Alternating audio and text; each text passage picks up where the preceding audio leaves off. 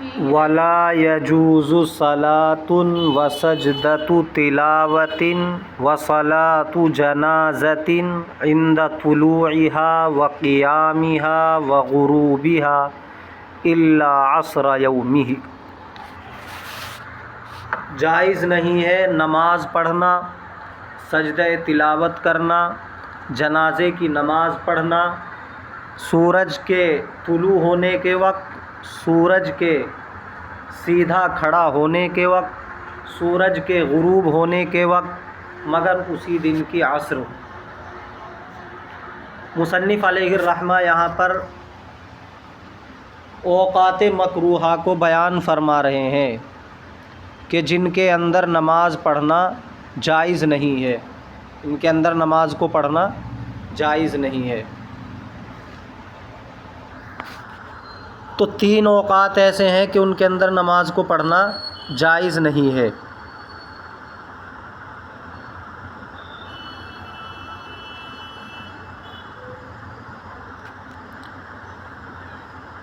پہلا وقت ہے سورج کے نکلنے کے وقت۔ جب سورج نکلنا شروع ہو جائے تو 10-15 منٹ انتظار کرنا ہے، 10-15 منٹ تک کوئی نماز نہیں پڑھی جائے گی، اس میں کوئی بھی نماز۔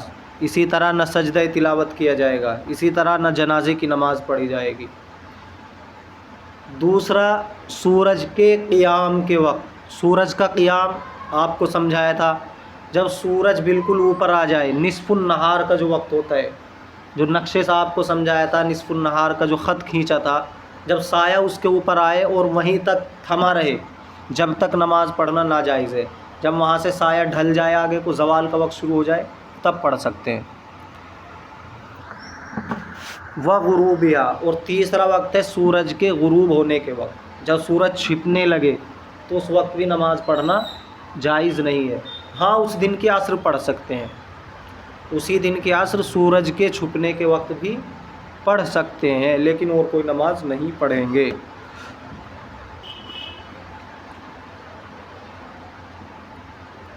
ولا يجوز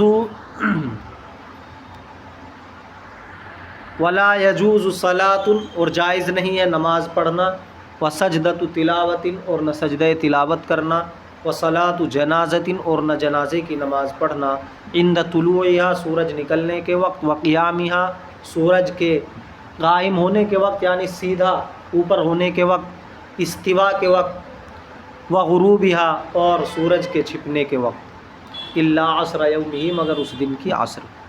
فقد ذکر فی کتب اصول الفقہ ان الجزء المقارن للاداء سبب لوجوب الصلاة، وآخر وقت العصر وقت ناقص اذ هو وقت عبادة الشمس فوجب ناقصا فإذا أداه كما وجب۔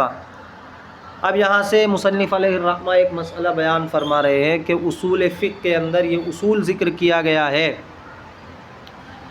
کہ جو نماز واجب ہوتی ہے، جو نماز واجب ہوتی ہے، اس کا وجوب اسی وقت ہوتا ہے جس وقت ادا کرتا ہے آدمی، یعنی وقت ادا اس کا سبب وجوب ہوتا ہے، وہ وقت کے جس میں ادا کر رہا ہے۔ مثال کے طور پر اگر کوئی ظہر کی نماز ادا کر رہا ہے 1:30 بجے، کتنے بجے؟ 1:30 بجے، اور وقت اس کا شروع ہو گیا تھا 12:30 بجے سے، لیکن ادا کر رہا ہے 1:30 بجے، تو جس وقت یہ ادا کر رہا ہے یہ وقت کہلائے گا وقت ادا۔ کیا کہلائے گا؟ وقت ادا۔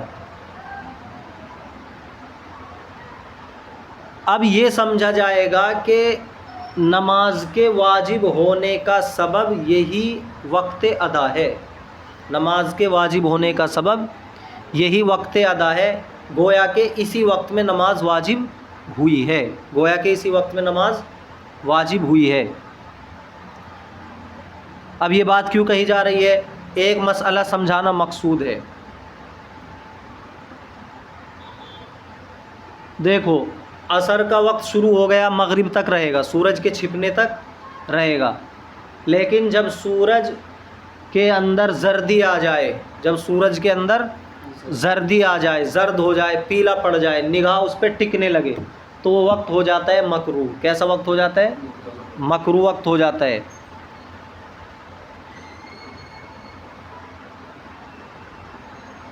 اگر کوئی عصر کی نماز آخر وقت میں پڑھ رہا ہے، جا کر ایسے وقت میں پڑھ رہا ہے کہ جب سورج کے اندر زردی آ گئی، کیسے وقت میں پڑھ رہا ہے؟ جب سورج کے اندر زردی آ گئی، تو یہ وقت اس کا وقت ادا ہے، وقت ادا ہے۔ اور ابھی آپ کو ضابطہ بتایا کہ جس وقت ادا کیا جائے گا وہی جز سبب بنتا ہے وجوب کا، نماز کے واجب ہونے کا۔ تو ایسا سمجھا جائے گا کہ نماز اسی وقت میں واجب ہوئی ہے، اور یہ وقت کیسا ہے؟ وقت ناقص ہے، یہ کامل نہیں ہے۔ ناقص کیوں ہے؟ اس لیے کہ اس کے اندر زردی آ گئی۔ تو جب وقت ناقص میں یہ ادا کر رہا ہے اور ادا کرنے کا وقت ہی سبب بنتا ہے وجوب کا، تو ایسا سمجھا جائے گا کہ یہ نماز اسی وقت میں واجب ہوئی ہے، یہ نماز اسی وقت میں واجب ہوئی ہے، اور وہ وقت کیسا ہے؟ ناقص ہے۔ تو نماز ناقص واجب ہوئی۔ لہذا اب اگر سورج چھپ جائے گا اس کے پڑھتے پڑھتے، تب بھی اس کی نماز ہو جائے گی، تب بھی اس کی نماز ہو جائے گی، کیونکہ نماز کیسی واجب ہوئی؟ ناقص واجب ہوئی۔ کیسی واجب ہوئی؟ ناقص۔ اور جب ناقص واجب ہوئی تو ایسی ادا ہو رہی ہے، جیسی واجب ہوئی ایسی اس نے ادا کر لی۔ لیکن فجر کے اندر یہ بات نہیں چلے گی۔ فجر کا وقت صبح صادق سے شروع ہو گیا اور سورج نکلنے تک رہتا ہے، سورج نکلنا جب شروع ہو اس وقت تک رہتا ہے، تو وہاں کوئی ناقص وقت نہیں ہے، بلکہ جب سورج نکلنا شروع ہوگا تو بالکل جائز نہیں ہوگا اس میں نماز پڑھنا۔ ایسا نہیں ہے کہ تھوڑا سا وقت ایسا ہے کہ اس میں اسی دن کی فجر پڑھ سکتے ہیں اور نہیں پڑھ سکتے، بلکہ وہ پورا وقت کیا ہے؟ کامل ہے۔ تو جس وقت میں بھی نماز ادا کرنا وہ شروع کرے گا، نماز واجب ہوگی کامل۔ نماز کیسی واجب ہوگی؟ کامل۔ لہذا اگر سورج نکلنا شروع ہو جائے تو پھر اس کی نماز پڑھنا جائز نہیں ہوگا، کیونکہ سورج نکلنے کی وجہ سے فساد آ گیا اور نماز کیسی واجب ہوئی تھی؟ کامل۔ لہذا اس کو کامل ہی ادا کرنا پڑے گا۔ تو عصر میں تو اجازت ہے کہ اس دن کی عصر پڑھ سکتے ہیں مکروہ وقت میں بھی، لیکن فجر میں اجازت نہیں ہے۔ دیکھو، فقط ذکر فی کتب اصول الفقہ، ذکر کیا گیا ہے اصول فقہ کی کتابوں میں، ان الجزء المقارن للاداء، کہ وہ جز جو ملا ہوا ہو ادا سے، سبب لوجوب الصلاۃ، نماز کے واجب ہونے کا سبب ہوتا ہے، وآخر وقت العصر وقت ناقص، اور عصر کا آخر وقت ناقص وقت ہے۔ عصر کا آخر وقت جو ہوتا ہے ناقص وقت ہے۔ کیوں ہے؟ اذ ہوا وقت عبادت الشمس، اس لیے کہ وہ سورج کی پوجا کا وقت ہے، اس لیے وہ ناقص وقت ہے۔ فوجب ناقصا، تو یہ نماز واجب ہوئی ناقص ہو کر۔ فاذا اداہ اداہ کما وجب، تو جب وہ اس کو ادا کرے گا تو ایسا ادا کرے گا جیسا کہ وہ واجب ہوئی۔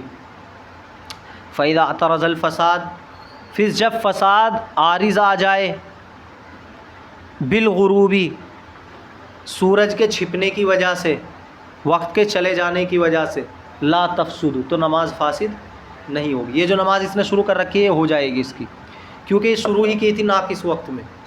وفی الفجر، اور فجر کے اندر، کل وقت ہی وقت کامل، پورا وقت وقت کامل ہے، صبح صادق سے لے کے طلوع شمس تک۔ لأن الشمس لا تعبد قبل الطلوع، اس لیے کہ سورج کی پوجا نہیں کی جاتی ہے سورج کے نکلنے سے پہلے، اس لیے پورا وقت کامل ہے۔ فوجب کاملا، تو واجب ہوگی کامل، جب نماز واجب ہوئی کامل تو کامل ہی ادا کی جائے گی۔ فاذا اعترض الفساد بالطلوع، پس جب فساد عارض آ جائے سورج نکلنے سے، تفسد، تو نماز فاسد ہو جائے گی۔ لأنه لم يؤدها كما وجب، اس لیے کہ اس نے اس کو ادا نہیں کیا جیسا کہ وہ واجب ہوئی تھی، کامل واجب ہوئی تھی، لیکن سورج نکل گیا تو فاسد ہو گئی۔ فإن قيل هذا تعليل في معرض النص وهو قوله عليه السلام من أدرك ركعة من الفجر قبل الطلوع فقد أدرك الفجر ومن أدرك ركعة من العصر قبل الغروب فقد أدرك العصر۔ اب یہاں پر ایک اعتراض کیا جا رہا ہے، اعتراض یہ کیا جا رہا ہے کہ حدیث میں تو آیا ہے جس شخص نے فجر کی ایک رکعت پالی سورج نکلنے سے پہلے، تو گویا کہ اس نے پوری فجر پالی، چاہے اب سورج نکل بھی جائے۔ ایسے ہی عصر میں اگر سورج چھپنے سے پہلے اس نے ایک رکعت پالی تو گویا کہ پوری عصر کی نماز پالی، اگرچہ اب سورج چھپ بھی جائے۔ تو جب عصر میں آپ اس حدیث پہ عمل کر رہے ہیں کہ مکروہ وقت میں نماز شروع کر کے اس کو مان رہے ہیں، تو فجر میں بھی مانو، کیونکہ فجر کے لیے بھی یہ حدیث ہے۔ تو اس کا جواب یہ ہے کہ ایک دوسری اور حدیث ہے جس میں کہا گیا کہ 3 اوقات کے اندر نماز پڑھنا مکروہ ہے۔ تو جب 2 حدیثوں میں تعارض ہو گیا تو اب قیاس کا تقاضا دیکھیں گے کیا ہے۔ تو یہ حدیث عصر میں تو فٹ آ رہی ہے، کیونکہ عصر میں ناقص وقت میں وہ نماز شروع کی ہے تو ناقص ہی اس کو ادا کر لے گا، لیکن فجر کے اندر یہ فٹ نہیں آ رہی ہے کیونکہ وہاں ناقص وقت نہیں ہے بلکہ کامل ہے، اس لیے فجر کے اندر اس حدیث پہ عمل کیا جائے گا جس میں 3 اوقات میں نماز پڑھنے سے روکا گیا ہے۔ فَإِنْ قِيلَ، پھر اگر کہا جائے، اعتراض کیا جائے، هذا تعلیل فی معرض النص، کہ نص کے اندر تعلیل ہے، وهو قوله علیہ السلام، اور وہ نص آپ صلی اللہ علیہ وسلم کے ارشاد، من ادرک رکعۃ من الفجر قبل الطلوع، جس شخص نے فجر کی رکعت پائی سورج نکلنے سے پہلے، فقد ادرک الفجر، تو اس نے فجر کی رکعت پالی، تو اس نے فجر کی نماز پالی پوری۔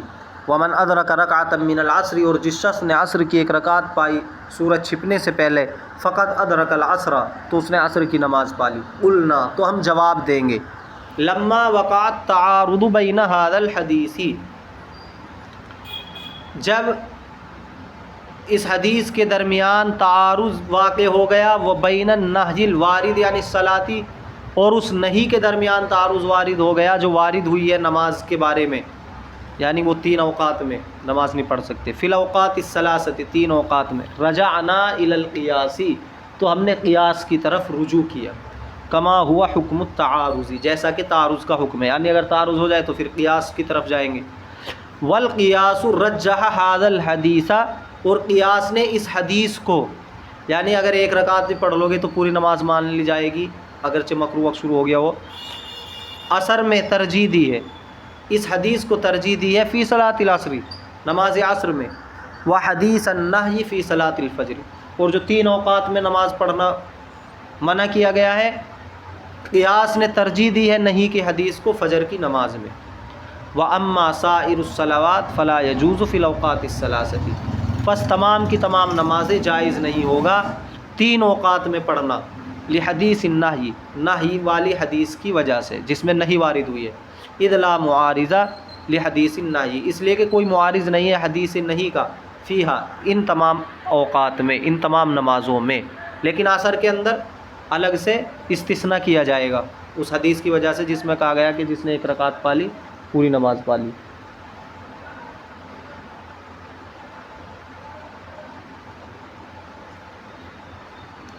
وَكُرِهَ النَّفْلُ إِذَا خَرَجَ الْإِمَامُ لِخُطْبَةِ الْجُمْعَةِ وَبَعْدَ الصُّبْحِ، اور مکروہ ہے نفل نماز پڑھنا، نماز پڑھنا مکروہ ہے، مکروہ تحریمی، کس وقت؟ اذا خرج الامام لخطبۃ الجمعہ، جب امام نکل جائے جمعے کا خطبہ دینے کے لیے، تو جیسے امام جمعے کا خطبہ دینے کے لیے نکل جائے تو پھر نماز پڑھنا مکروہ ہو جائے گا، نفل نماز پڑھنا، اور مکروہ تحریمی ہے۔ وبعد الصبح، اور صبح کی نماز کے بعد، فجر کی نماز پڑھ لی، صبح کے بعد طلوع شمس تک نماز پڑھنا، نفلی نماز پڑھنا مکروہ ہے۔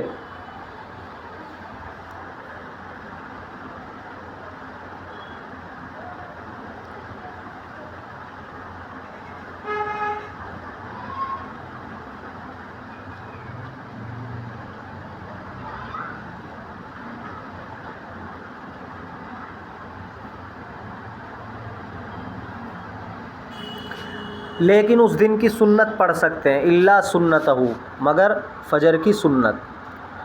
تو جو فجر کی نماز کا وقت ہے صبح صادق سے طلوع شمس تک، اس میں کوئی اور نماز نہیں پڑھی جائے گی، اسی دن کی فجر پڑھی جائے گی بس۔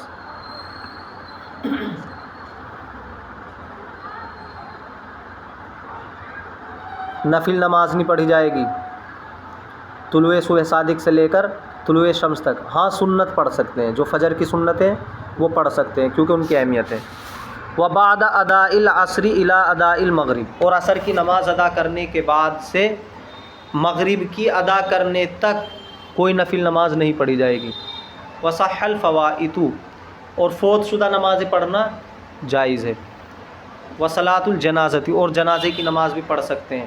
وسجدۃ التلاوت، اور سجدہ تلاوت بھی کر سکتے ہیں۔ فی ہذین، ان وقتوں میں، ان دو وقتوں میں، یعنی صبح کے بعد اور عصر کی نماز کو ادا کرنے سے مغرب کی نماز کے ادا کرنے تک کے وقت میں۔ لکنھا یکرہ فی الاول، لیکن یہ مکروہ ہے، یعنی فوت شدہ نمازیں پڑھنا، جنازے کی نماز پڑھنا، سجدہ تلاوت، یہ مکروہ ہے فی الاول، پہلی قسم میں۔ پہلی قسم کیا ہے؟ وہوا ما اذا خرج الامام للخطبۃ، جب امام خطبے کے لیے نکل جائے، پھر یہ چیزیں بھی نہیں پڑھ سکتے، یعنی نہ نماز جنازہ، نہ فوت شدہ نمازیں، اور نہ سجدہ تلاوت۔ تو خطبے کی بڑی اہمیت ہے، خطبہ سننا واجب ہے۔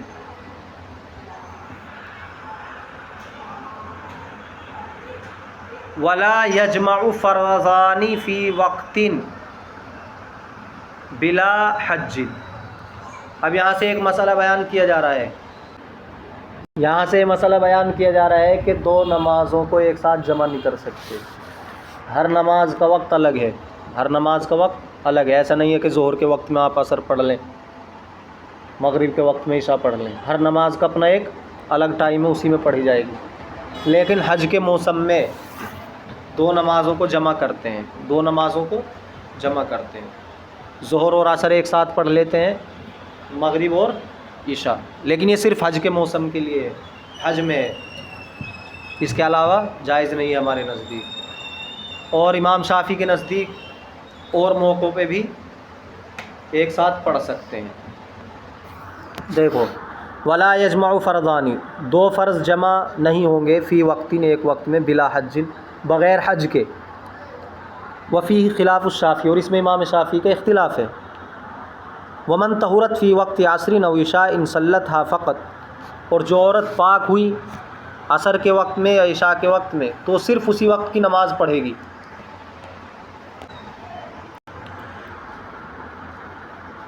امام شافعی رحمۃ اللہ علیہ فرماتے ہیں کہ اگر وہ عصر کے وقت میں پاک ہوئی ہے تو ظہر بھی پڑھے گی، عشاء کے وقت میں پاک ہوئی ہے تو مغرب بھی پڑھے گی۔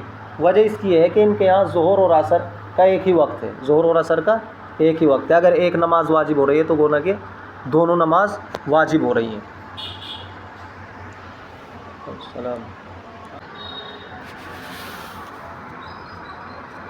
تو یہ ظہر اور عصر کا ایک وقت مانتے ہیں اور مغرب اور عشاء کا، لیکن ہمارے یہاں الگ الگ وقت ہے، اس لیے ایک ہی نماز واجب ہوگی جس میں وہ پاک ہوئی ہے۔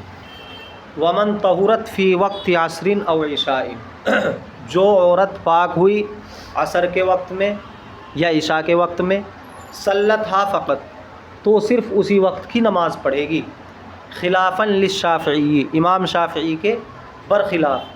فإن عنده، کیونکہ ان کے نزدیک، من طہرت فی وقت العصر، جو عورت پاک ہوئی عصر کے وقت، صلت الظہر ایضاً، وہ ظہر کی نماز بھی پڑھے گی۔ ومن طہرت فی وقت العشاء، اور جو پاک ہوئی عشاء کے وقت میں، صلت المغرب ایضاً، وہ مغرب کی نماز بھی پڑھے گی۔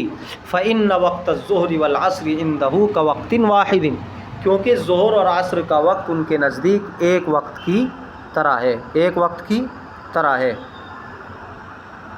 وَقَضَى وقت المغرب والعشاء، اور اسی طرح مغرب اور عشاء کا وقت۔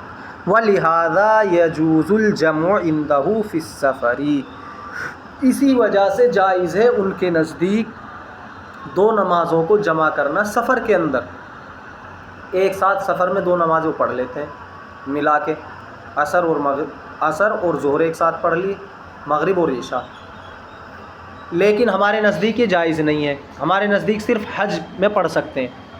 یہ جو دلیل دیتے ہیں کہ آپ صلی اللہ علیہ وسلم سفر میں ایسا کرتے تھے، اس کا مطلب یہ ہے کہ آپ صلی اللہ علیہ وسلم ایک ساتھ پڑھتے تو تھے نماز ظہر اور عصر سفر میں، لیکن اپنے اپنے وقت میں پڑھتے تھے۔